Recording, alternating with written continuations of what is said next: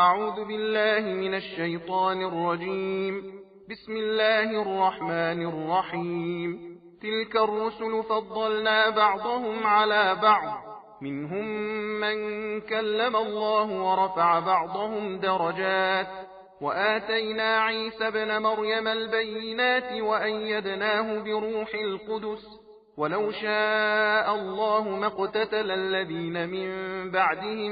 من بعد ما جاءتهم البينات ولكن اختلفوا، فمنهم من آمن ومنهم من كفر، ولو شاء الله ما اقتتلوا ولكن الله يفعل ما يريد. يا أيها الذين آمنوا أنفقوا مما رزقناكم من قبل أن يأتي يوم لا بيع فيه ولا خلة ولا شفاعة، والكافرون هم الظالمون. الله لا إله إلا هو الحي القيوم، لا تأخذه سنة ولا نوم، له ما في السماوات وما في الأرض. من ذا الذي يشفع عنده إلا بإذنه، يعلم ما بين أيديهم وما خلفهم، ولا يحيطون بشيء من علمه إلا بما شاء، وسع كرسيه السماوات والأرض، ولا يؤوده حفظهما وهو العلي العظيم. لا إكراه في الدين، قد تبين الرشد من الغي،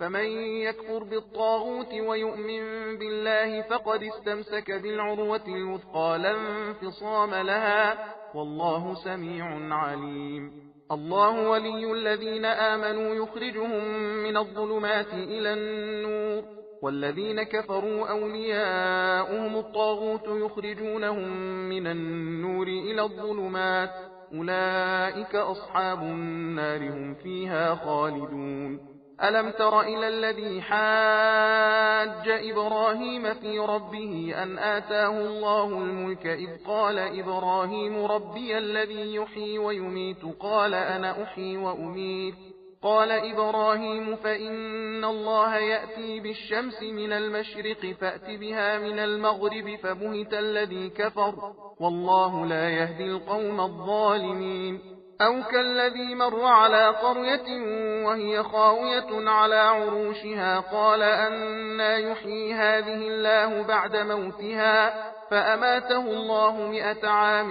ثم بعثه، قال كم لبثت؟ قال لبثت يوما أو بعض يوم، قال بل لبثت 100 عام،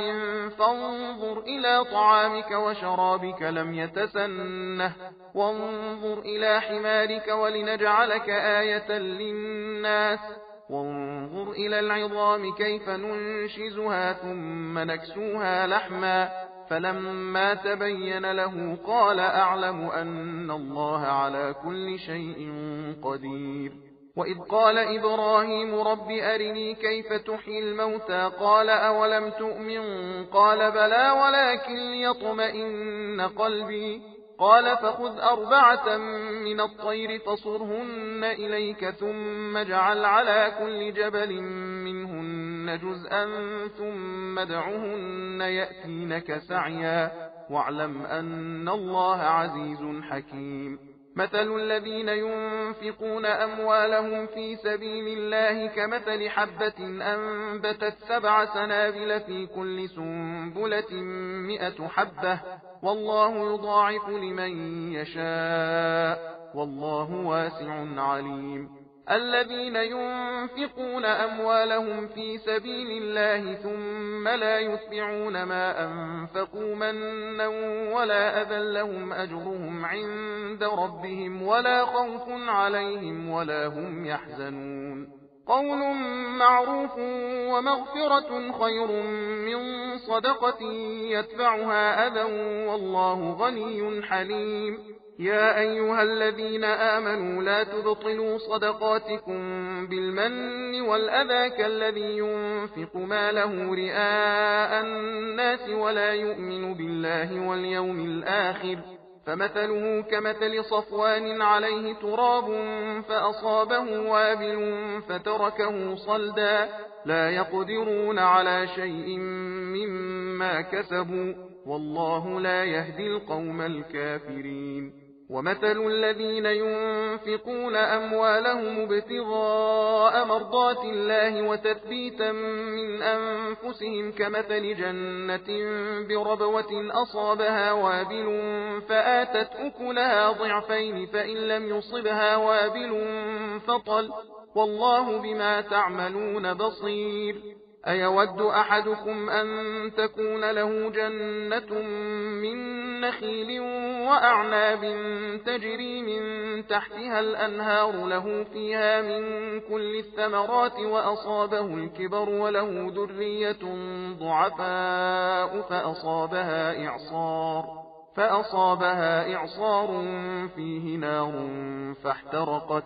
كذلك يبين الله لكم الآيات لعلكم تتفكرون. يا أيها الذين آمنوا أنفقوا من طيبات ما كسبتم ومما أخرجنا لكم من الأرض ولا تيمموا الخبيث منه تنفقون ولستم بآخذيه إلا أن تغمضوا فيه واعلموا أن الله غني حميد. الشيطان يعدكم الفقر ويأمركم بالفحشاء والله يعدكم مغفرة منه وفضلا والله واسع عليم. يؤتي الحكمة من يشاء ومن يؤت الحكمة فقد أوتي خيرا كثيرا وما يذكر إلا أولو الألباب. وما أنفقتم من نفقة أو نذرتم من نذر فإن الله يعلمه وما للظالمين من أنصار. إن تبدوا الصدقات فنعما هي وإن تخفوها وتؤتوها الفقراء فهو خير لكم ويكفر عنكم من سيئاتكم والله بما تعملون خبير. ليس عليك هداهم ولكن الله يهدي من يشاء وما تنفقوا من خير فلأنفسكم وما تنفقون إلا ابتغاء وجه الله وما تنفقوا من خير يوفى إليكم وأنتم لا تظلمون. للفقراء الذين أحصروا في سبيل الله لا يستطيعون ضربا في الأرض يحسبهم الجاهل أغنياء من التعفف تعرفهم بسيماهم لا يسألون الناس إلحافا وما تنفقوا من خير فإن الله به عليم. الذين ينفقون أموالهم بالليل والنهار سرا وعلانية فلهم أجرهم عند ربهم ولا خوف عليهم ولا هم يحزنون. الذين يأكلون الربا لا يقومون إلا كما يقوم الذي يتخبطه الشيطان من المس ذلك بأنهم قالوا إنما البيع مثل الربا وأحل الله البيع وحرم الربا. فمن جاءه موعظة من ربه فانتهى فله ما سلف وأمره إلى الله ومن عاد فأولئك أصحاب النار هم فيها خالدون. يمحق الله الربا ويربي الصدقات والله لا يحب كل كفار أثيم. إن الذين آمنوا وعملوا الصالحات وأقاموا الصلاة وآتوا الزكاة لهم أجرهم عند ربهم ولا خوف عليهم ولا هم يحزنون. يا أيها الذين آمنوا اتقوا الله وذروا ما بقي من الربا إن كنتم مؤمنين فإن لم تفعلوا فأذنوا بحرب من الله ورسوله وإن تبتم فلكم رؤوس أموالكم لا تظلمون ولا تظلمون. وإن كان ذو عسرة فنظرة إلى ميسرة وأن تصدقوا خير لكم إن كنتم تعلمون. واتقوا يوما ترجعون فيه إلى الله ثم توفى كل نفس ما كسبت وهم لا يظلمون. يا أيها الذين آمنوا إذا تداينتم بدين إلى أجل مسمى فاكتبوه وليكتب بينكم كاتب بالعدل ولا يأب كاتب أن يكتب كما علمه الله فليكتب وليملل الذي عليه الحق وليتق الله ربه ولا يبخس منه شيئا فإن كان الذي عليه الحق سفيها أو ضعيفا أو لا يستطيع أن يمله فليملل وليه بالعدل واستشهدوا شهيدين من رجالكم فإن لم يكونا رجلين فرجل وامرأتان ممن ترضون من الشهداء أن تضل إحداهما فتذكر إحداهما الأخرى ولا يأبى الشهداء إذا ما دعوا ولا تسأموا أن تكتبوه صغيرا أو كبيرا إلى أجله ذلكم أقسط عند الله وأقوم للشهادة وأدنى ألا ترتابوا إلا أن تكون تجارة حاضرة تديرونها بينكم فليس عليكم جناح ألا تكتبوها وأشهدوا إذا تبايعتم ولا يضار كاتب ولا شهيد وإن تفعلوا فإنه فسوق بكم واتقوا الله ويعلمكم الله والله بكل شيء عليم وإن كنتم على سفر ولم تجدوا كاتبا فرهان مقبوضة فإن أمن بعضكم بعضا فليؤدي الذي ائتمن أمانته وليتق الله ربه ولا تكتموا الشهادة ومن يكتمها فإنه آثم قلبه والله بما تعملون عليم لله ما في السماوات وما في الأرض وإن تبدوا ما في أنفسكم أو تخفوه يحاسبكم به الله فيغفر لمن يشاء ويعذب من يشاء والله على كل شيء قدير آمن الرسول بما أنزل إليه من ربه والمؤمنون كل آمن بالله وملائكته وكتبه ورسله لا نفرق بين أحد من رسله وقالوا سمعنا وأطعنا غفرانك ربنا وإليك المصير لا يكلف الله نفسا إلا وسعها لها ما كسبت وعليها ما اكتسبت ربنا لا تؤاخذنا إن نسينا أو أخطأنا ربنا ولا تحمل علينا إصرا كما حملته على الذين من قبلنا ربنا ولا تحملنا ما لا طاقة لنا به واعف عنا واغفر لنا وارحمنا أنت مولانا فانصرنا على القوم الكافرين بسم الله الرحمن الرحيم ألف لام ميم الله لا إله إلا هو الحي القيوم نزل عليك الكتاب بالحق مصدقا لما بين يديه وأنزل التوراة والإنجيل من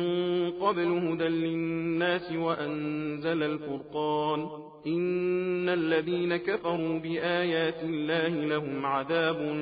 شديد والله عزيز ذو انتقام إن الله لا يخفى عليه شيء في الأرض ولا في السماء هو الذي يصوركم في الأرحام كيف يشاء لا إله إلا هو العزيز الحكيم هو الذي أنزل عليك الكتاب منه آيات محكمات هن أم الكتاب وأخر متشابهات فأما الذين في قلوبهم زيغ فيتبعون ما تشابه منه ابتغاء الفتنة وابتغاء تأويله وما يعلم تأويله إلا الله والراسخون في العلم يقولون آمنا به كل من عند ربنا وما يذكر إلا أولو الألباب ربنا لا تزغ قلوبنا بعد إذ هديتنا وهب لنا من لدنك رحمة إنك أنت الوهاب ربنا إنك جامع الناس ليوم لا ريب فيه إن الله لا يخلف الميعاد إن الذين كفروا لن تغني عنهم أموالهم ولا أولادهم من الله شيئا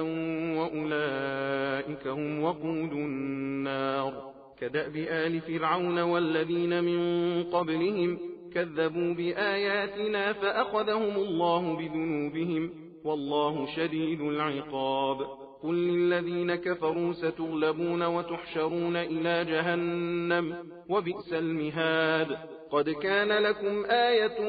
في فئتين التقتا فئة تقاتل في سبيل الله وأخرى كافرة يرونهم مثليهم رأي العين والله يؤيد بنصره من يشاء إن في ذلك لعبرة لأولي الأبصار زين للناس حب الشهوات من النساء والبنين والقناطير المقنطرة من الذهب والفضة والخيل المسومة والأنعام والحرث ذلك متاع الحياة الدنيا والله عنده حسن المآب قل أنبئكم بخير من ذلكم للذين اتقوا عند ربهم جنات تجري من تحتها الأنهار خالدين فيها وأزواج مطهرة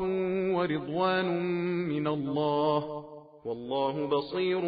بالعباد الذين يقولون ربنا إننا آمنا فاغفر لنا ذنوبنا وقنا عذاب النار الصابرين والصادقين والقانتين والمنفقين والمستغفرين بالأسحار شهد الله أنه لا إله إلا هو والملائكة وأولو العلم قائما بالقسط لا إله إلا هو العزيز الحكيم إن الدين عند الله الإسلام وما اختلف الذين أوتوا الكتاب إلا من بعد ما جاءهم العلم بغيا بينهم ومن يكفر بآيات الله فإن الله سريع الحساب فإن حاجوك فقل أسلمت وجهي لله ومن اتبعن وقل للذين أوتوا الكتاب والأميين أأسلمتم فإن أسلموا فقد اهتدوا وإن تولوا فإنما عليك البلاغ والله بصير بالعباد إن الذين يكفرون بآيات الله ويقتلون النبيين بغير حق ويقتلون الذين يأمرون بالقسط من الناس فبشرهم بعذاب أليم أولئك الذين حبطت أعمالهم في الدنيا والآخرة وما لهم من ناصرين ألم تر إلى الذين أوتوا نصيبا من الكتاب يدعون إلى كتاب الله ليحكم بينهم ثم يتولى فريق منهم وهم معرضون ذلك بأنهم قالوا لن تمسنا النار إلا أياما معدودات وغرهم في دينهم ما كانوا يفترون فكيف إذا جمعناهم ليوم لا ريب فيه ووفيت كل نفس ما كسبت وهم لا يظلمون قل اللهم مالك الملك تؤتي الملك من تشاء وتنزع الملك ممن تشاء وتعز من تشاء وتذل من تشاء بيدك الخير إنك على كل شيء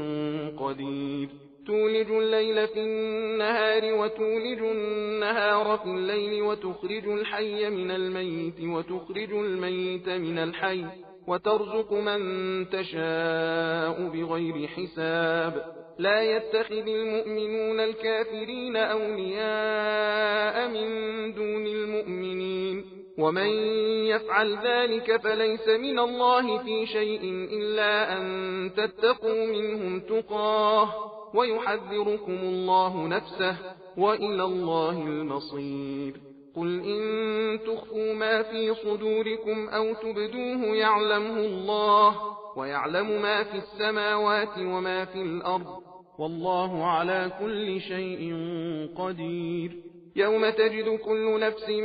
ما عملت من خير محضرا وما عملت من سوء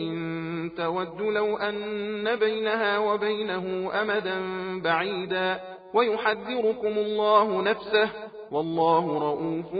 بالعباد. قل إن كنتم تحبون الله فاتبعوني يحببكم الله ويغفر لكم ذنوبكم والله غفور رحيم. قل أطيعوا الله والرسول فإن تولوا فإن الله لا يحب الكافرين. إن الله اصطفى آدم ونوحا وآل إبراهيم وآل عمران على العالمين ذرية بعضها من بعض والله سميع عليم. إذ قالت امرأة عمران رب إني نذرت لك ما في بطني محررا فتقبل مني إنك أنت السميع العليم. فلما وضعتها قالت رب إني وضعتها أنثى والله أعلم بما وضعت وليس الذكر كالأنثى وإني سميتها مريم وإني أعيذها بك وذريتها من الشيطان الرجيم. فتقبلها ربها بقبول حسن وأنبتها نباتا حسنا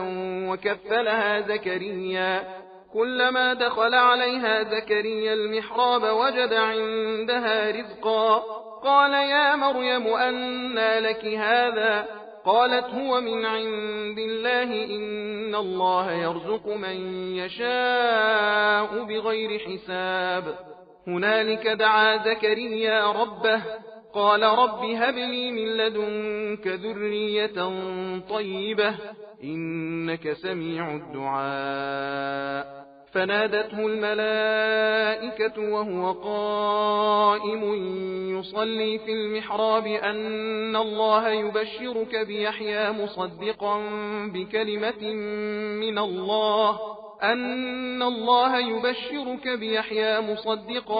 بكلمة من الله وسيدا وحصورا ونبيا من الصالحين. قال رب أنى يكون لي غلام وقد بلغني الكبر وامرأتي عاقر؟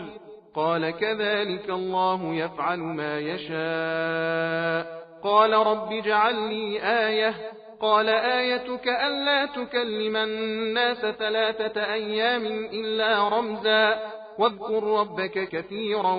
وسبح بالعشي والإبكار. وإذ قالت الملائكة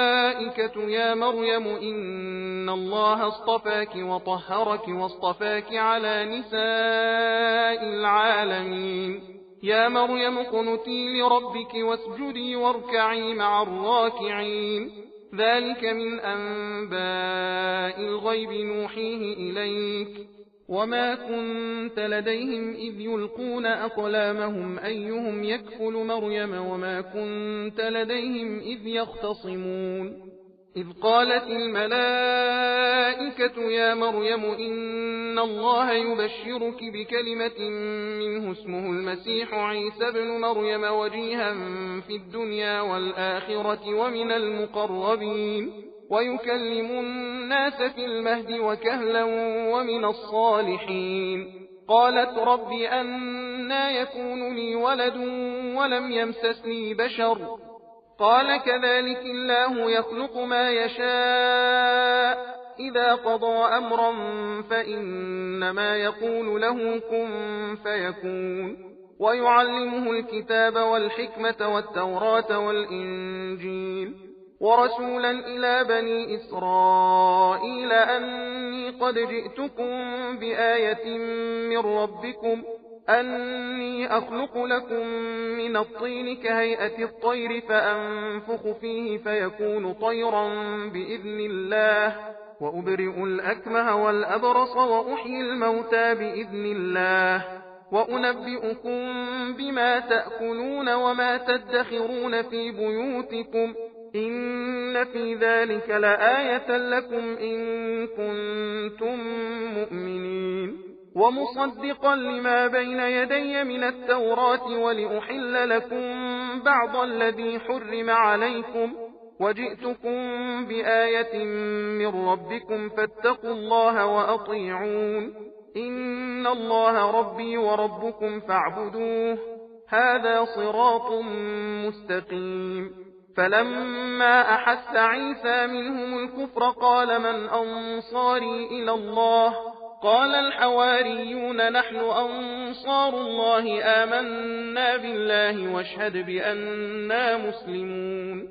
ربنا آمنا بما أنزلت واتبعنا الرسول فاكتبنا مع الشاهدين ومكروا ومكر الله والله خير الماكرين إذ قال الله يا عيسى إني متوفيك ورافعك إلي ومطهرك من الذين كفروا وجاعل الذين اتبعوك فوق الذين كفروا إلى يوم القيامة ثم إلي مرجعكم فأحكم بينكم فيما كنتم فيه تختلفون فأما الذين كفروا فأعذبهم عذابا شديدا في الدنيا والآخرة وما لهم من ناصرين وأما الذين آمنوا وعملوا الصالحات فيوفيهم أجورهم والله لا يحب الظالمين ذلك نتلوه عليك من الآيات والذكر الحكيم إن مثل عيسى عند الله كمثل آدم خلقه من تراب ثم قال له كن فيكون الحق من ربك فلا تكن من الممترين فمن حاجك فيه من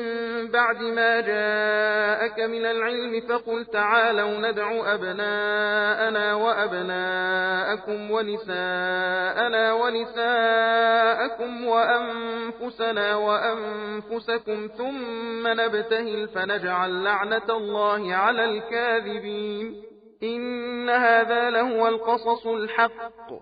وما من إله إلا الله وإن الله لهو العزيز الحكيم فإن تولوا فإن الله عليم بالمفسدين قل يا أهل الكتاب تعالوا إلى كلمة سواء بيننا وبينكم ألا نعبد إلا الله ولا نشرك به شيئا ولا يتخذ بعضنا بعضا أربابا من دون الله فإن تولوا فقولوا اشهدوا بأننا مسلمون يا أهل الكتاب لم تحاجون في إبراهيم وما أنزلت التوراة والإنجيل إلا من بعده أفلا تعقلون ها أنتم هؤلاء حاججتم فيما لكم به علم فلم تحاجون فيما ليس لكم به علم والله يعلم وأنتم لا تعلمون ما كان إبراهيم يهوديا ولا نصرانيا ولكن كان حنيفا مسلما وما كان من المشركين إن أولى الناس بإبراهيم للذين اتبعوه وهذا النبي والذين آمنوا والله ولي المؤمنين ودت طائفة من أهل الكتاب لو يضلونكم وما يضلون إلا أنفسهم وما يشعرون يا أهل الكتاب لم تكفرون بآيات الله وأنتم تشهدون يا أهل الكتاب لم تلبسون الحق بالباطل وتكتمون الحق وأنتم تعلمون وقالت طائفة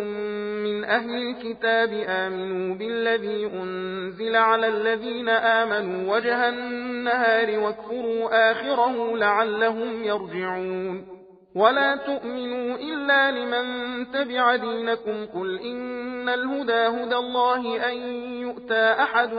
مثل ما أوتيتم أو يحاجوكم عند ربكم قل إن الفضل بيد الله يؤتيه من يشاء والله واسع عليم يختص برحمته من يشاء والله ذو الفضل العظيم ومن أهل الكتاب من إن تأمنه بقنطار يؤديه إليك ومنهم من إن تأمنه بدينار لا يؤديه إليك إلا ما دمت عليه قائما ذلك بأنهم قالوا ليس علينا في الأميين سبيل ويقولون على الله الكذب وهم يعلمون فلا من أوفى بعهده واتقى فإن الله يحب المتقين إن الذين يشترون بعهد الله وأيمانهم ثمنا قليلا أولئك لا خلاق لهم في الآخرة ولا يكلمهم الله ولا ينظر إليهم يوم القيامة ولا يزكيهم ولهم عذاب أليم وإن منهم لفريقا يلوون ألسنتهم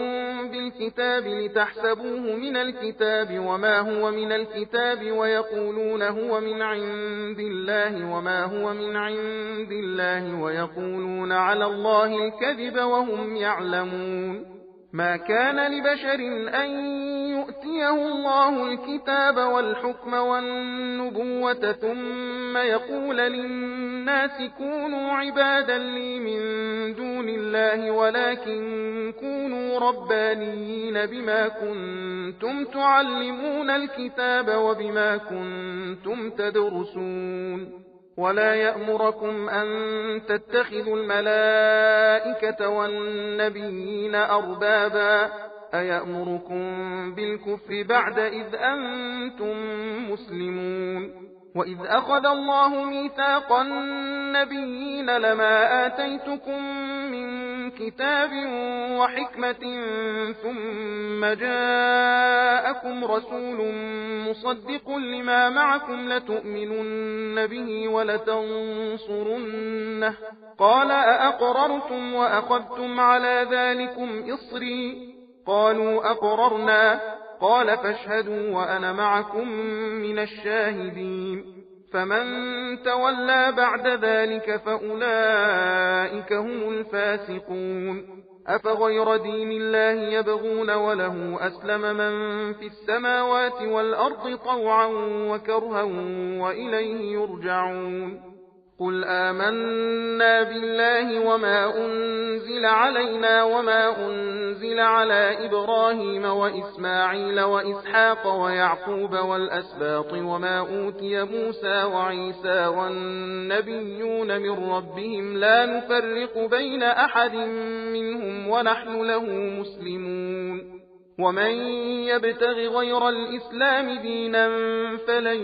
يقبل منه وهو في الآخرة من الخاسرين كيف يهدي الله قوما كفروا بعد إيمانهم وشهدوا أن الرسول حق وجاءهم البينات والله لا يهدي القوم الظالمين أولئك جزاؤهم أن عليهم لعنة الله والملائكة والناس أجمعين خالدين فيها لا يخفف عنهم العذاب ولا هم ينظرون إلا الذين تابوا من بعد ذلك وأصلحوا فإن الله غفور رحيم إن الذين كفروا بعد إيمانهم ثم ازدادوا كفرا لن تقبل توبتهم وأولئك هم الضالون إن الذين كفروا وماتوا وهم كفار فلن يقبل من أحدهم ملء الأرض ذهبا ولو افتدى به أولئك لهم عذاب أليم وما لهم من ناصرين لن